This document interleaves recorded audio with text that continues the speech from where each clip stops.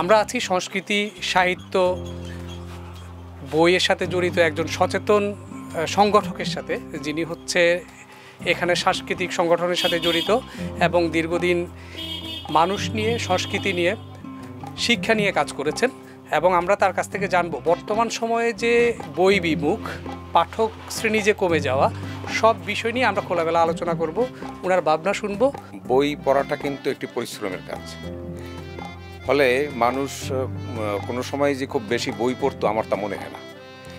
বরং আমার মনে হয় যে আমাদের প্রত্যাশাটা এখন অনেক বেশি, সেই তুলনায় বই পাঠক কম পড়ছে। কিন্তু আমরা যদি একটু পরিসংখ্যানের দিকে তাকাই তাহলে আমরা দেখব যে প্রকাশনাগুলোর সঙ্গে আমি বিভিন্ন সময়ে কথা বলেছি এবং তাদের বই এখন বিভিন্নভাবে বিক্রি হয়।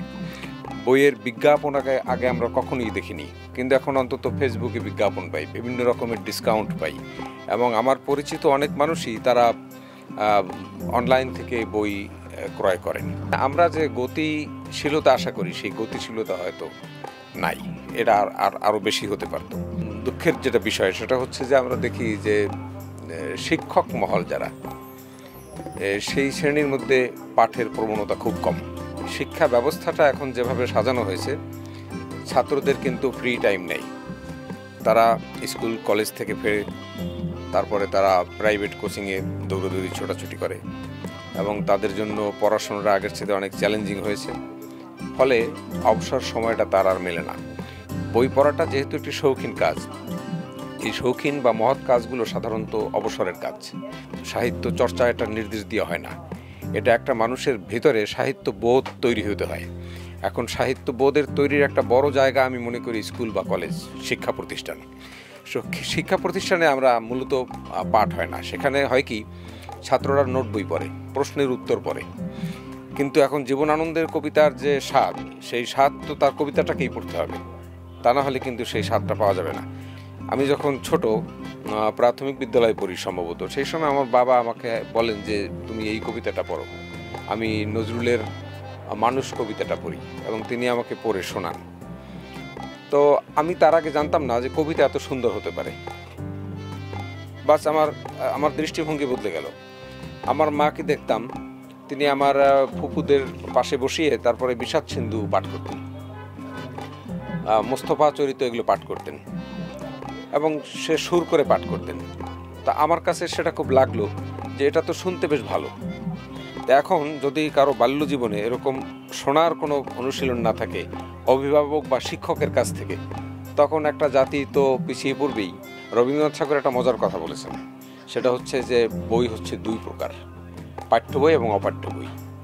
পাঠ্য বই হচ্ছে সেগুলো যেগুলো ছাত্র বা পাঠক নিজে আগ্রহে পড়ে, আর যেগুলো তাকে জোর করে পড়ানো হয় সেগুলো হচ্ছে অপাঠ্য বই। একজন ছাত্র একদম স্বাধীনভাবে নিজের থেকেই পাঠক হয়ে ওঠে এমন না, পুরা সমাজকে আসলে একটা পাঠের ভিতরে থাকতে হয়, এটা একটা কালচার। সেই কালচার থেকে আমরা বেরিয়ে আসছি। আগে বলা হতো যে ছেলেমেয়েরা পড়াশোনা করে না, বন্ধু বান্ধব নিয়ে তারা তাস খেলে, সিনেমা দেখে, শুধু খেলে, বাইরে বাইরে থাকে, এরকম ধরনের কথা বলতো। এখন বলা হচ্ছে যে তারা পড়ে না, তারা মোবাইলে গেমস খেলে, আর বন্ধু বান্ধবদের নিয়ে এখন আর আড্ডা দেয় না। তারা যে আড্ডা দেয় 5 জন মানুষ একত্রে বসে, তখন আবার মোবাইলের ভিতরে ঢুকে যায়। তো এই যে প্রক্রিয়াটি একদম তরুণদের দোষ দেওয়ার কিছু নেই, কারণ যাদের ব্যাপারে আমরা দোষ দিব তাদের অভিভাবকরাও এই কাজটি করেন, বড়রাও করেন।